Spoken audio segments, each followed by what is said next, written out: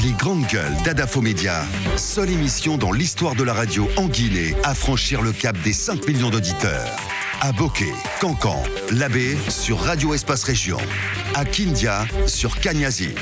En forêt sur Sahali FM. Meilleure émission talk-show panafricaine sur le continent, jamais éditée dans la sous-région.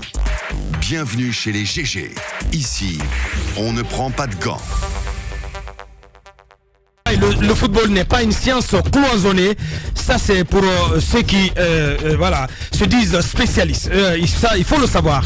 À la une de cette émission, affaire Mohamed Koula Diallo, Soulaye Kangel contre-attaque devant la Cour de justice de la CEDEAO. Il vient de saisir l'instance sous-régionale d'une requête aux fins que celle-ci réexamine ce dossier et dise le droit. En plus d'une réparation au plan judiciaire, l'ex-responsable de la communication de l'UFDG réclame à l'État guinéen 504 000 euros et 200 millions de francs CFA au titre du préjudice économique et moral subi à cause de sa condamnation dans ce dossier. Qu'attend-il de la Cour de la justice de la CEDEAO et qu'est-ce qui justifie ces montants? On pose toutes ces questions dès le début de la deuxième partie à Soulaye Kangel qui va donc nous répondre depuis la capitale française.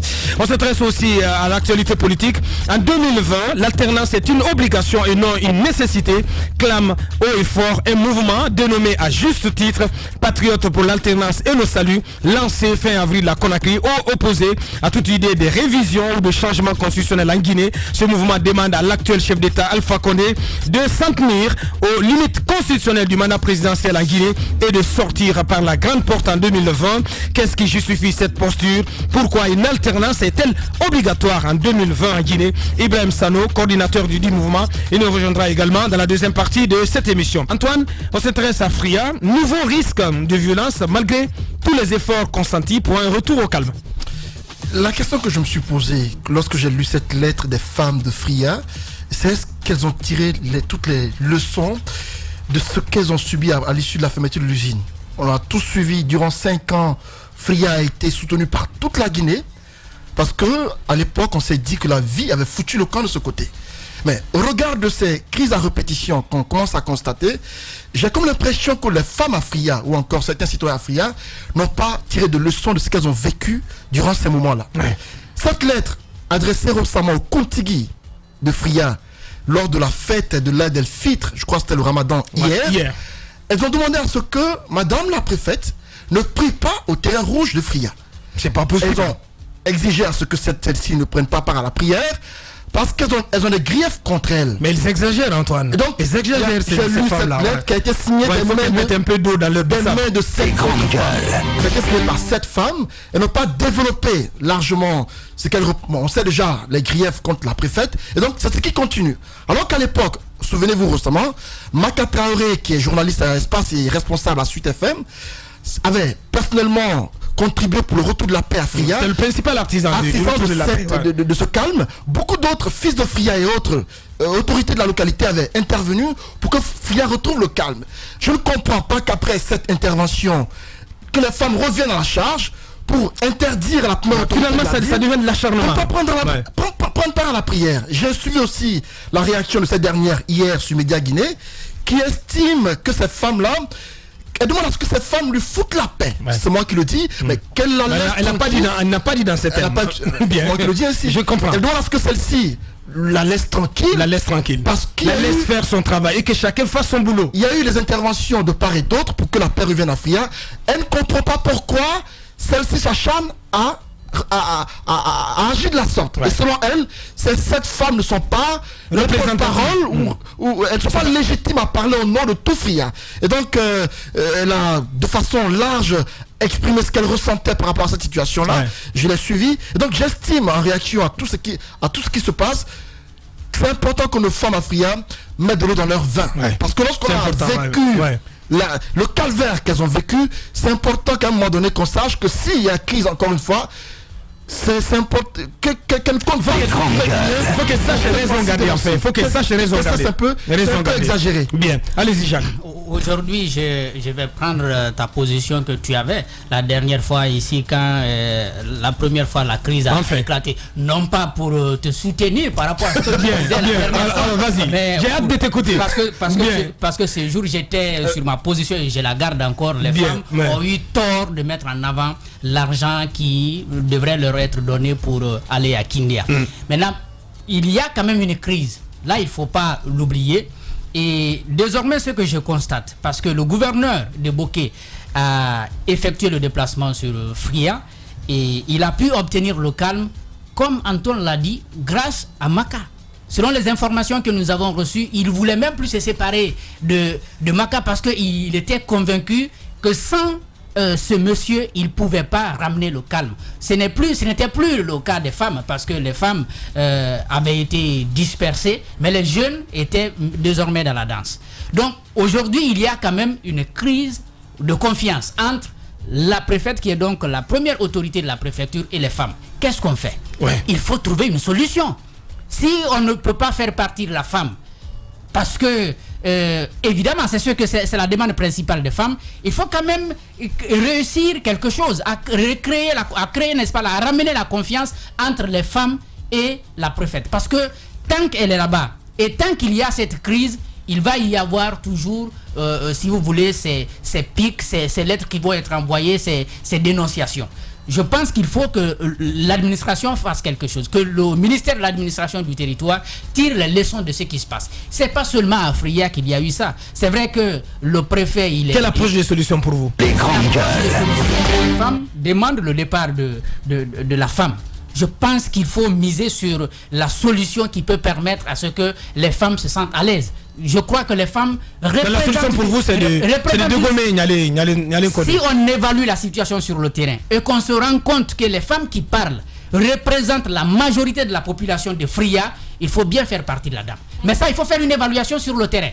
Parce que c'est vrai que nous entendons des femmes parler, mais je ne sais pas si c'est quand même évident, c'est que elle n'a pas très bonne cote. Elle n'a pas très bonne cote. C'est difficile, en tout cas, c'est difficile d'imposer un préfet. On ne peut pas. C'est vrai que c'est une domination. Oui, de toutes les façons, mais s'il y a des problèmes, il faut se rendre compte. Il y a eu des problèmes comme ça. Je me rappelle bien à Guékédou, dans ma préfecture, il y a eu des problèmes de ce genre. Pour un départ, on a voulu imposer. Mais on s'est rendu compte que ça ne marchait pas. Ouais. Depuis qu'on a enlevé ce préfet, on a amené un autre qui est décédé malheureusement, mais la paix est revenue. Je n'ai pas encore entendu des mouvements, en tout cas dans la préfecture, liés au comportement d'un préfet. Merci. Je pense qu'il faut miser sur cette solution. Il faut trancher dans le lorsqu'on évalue vraiment la crise sur le terrain. Merci. Allez-y, Maf. Elle est là depuis 5 ans. Elle a eu tout le temps pour assurer cette population. Si elle n'est pas parvenue, ça, c'est à elle de payer les prix. Maintenant, ce que je voulais dire, c'est par rapport à la volonté hier des femmes de ne pas l'avoir au lieu de prière, quand même. C'est pas juste, c'est pas normal, parce que jusqu'à preuve de contraire, elle n'a pas été démise de ses fonctions. Et on sait que en région, lorsqu'il y a, même partout, lorsqu'il y a des prières comme ça, de grandes prières, les autorités de la localité sont devant. Donc on ne peut pas lui interdire d'arriver là si elle n'a pas été démise de ses fonctions. Alors contrairement à Jacques, je ne demande pas à ce qu'on l'enlève. C'est pas la première solution. Moi je pense que la solution, mais nous pêchons souvent par là.